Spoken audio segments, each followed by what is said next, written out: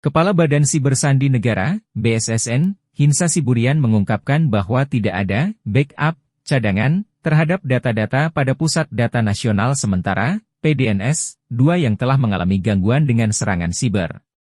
Menurutnya, hal tersebut merupakan permasalahan utama terhadap tata kelola ketahanan siber. Semestinya, data-data tersebut bisa terselamatkan jika ada cadangan data pada PDNS yang lain. Kami memang melihat secara umum, mohon maaf Pak Menteri, permasalahan utama adalah tata kelola, ini hasil pengecekan kita dan tidak adanya backup, kata Hinsa saat rapat kerja bersama Komisi 1 DPR RI di Kompleks Parlemen, Jakarta, Kamis, 27 Juni 2024. Dia mengatakan bahwa cadangan data itu diperlukan dan sesuai dengan Peraturan BSSN Nomor 4 Tahun 2021 tentang Pedoman Manajemen Keamanan Informasi Sistem Pemerintahan Berbasis Elektronik.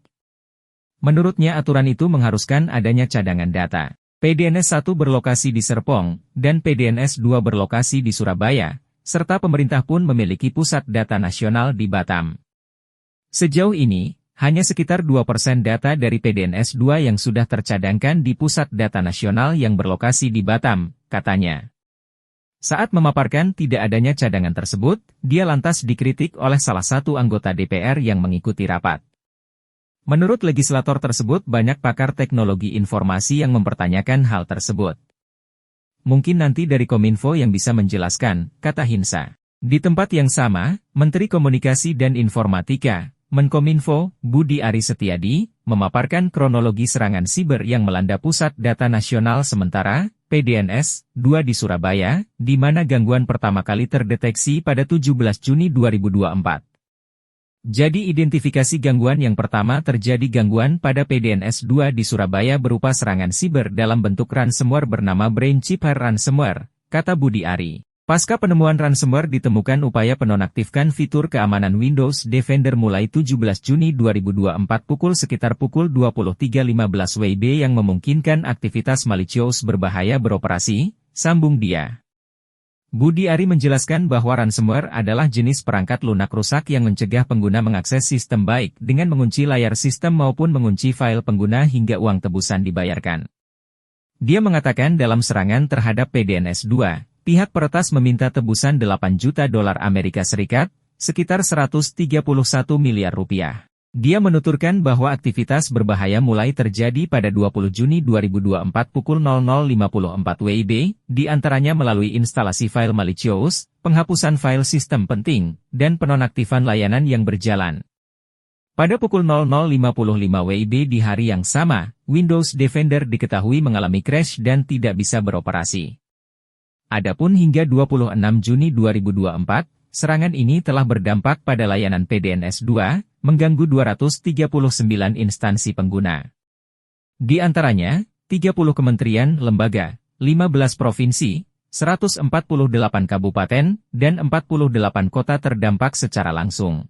Namun, terdapat 43 instansi yang tidak terdampak karena data mereka hanya tersimpan sebagai cadangan di PDNS 2. Instansi ini terdiri atas 21 kementerian, lembaga, 1 provinsi, 18 kabupaten, dan 3 kota. Instansi yang berhasil recovery layanan adalah Kemenkomarves, yaitu layanan perizinan event, Kemenkumham, yaitu layanan keimigrasian, LKPP, yaitu layanan sikap, Kemenak, yaitu Sihalal, dan Kota Kediri ini untuk ASN digital, kata Budi Ari. Dari analisis dampak, Budi Ari mengatakan serangan ini dikategorikan dalam level critical dan major. Pada level critical, dampaknya mencakup gangguan total atau parsial fungsi utama, hilangnya data, dan tidak dapat diaksesnya virtual machine, VM. Dampak pada layanan dan finansial juga bisa terjadi dengan semua peran terdampak berada di level critical.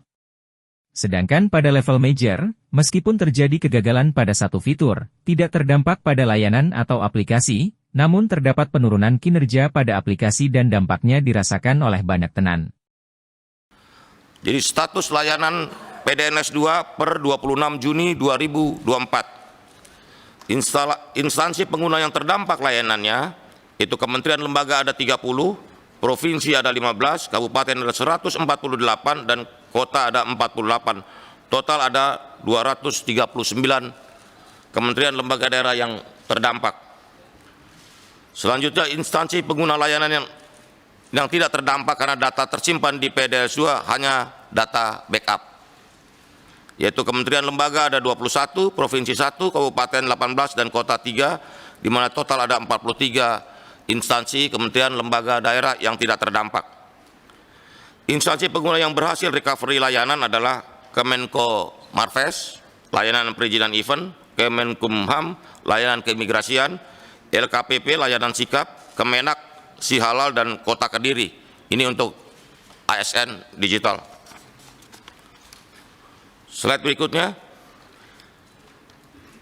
Dari analisis dampak kita bisa melihat kita berada dalam dampak yang kritikal dan major, di mana dampak sistem ini adalah gangguan total atau parsial fungsi utama, hilangnya data dan tidak dapat diakses ke VM atau virtual mesin. Dampak pada layanan dan finansial bisa terjadi dan semua tenan terdampak. Itu di level yang kritikal. Sedangkan di level yang major, failure dari satu fitur namun tidak terdampak ke layanan atau aplikasi, di mana low performance pada aplikasi dan dampak terhadap banyak tenan.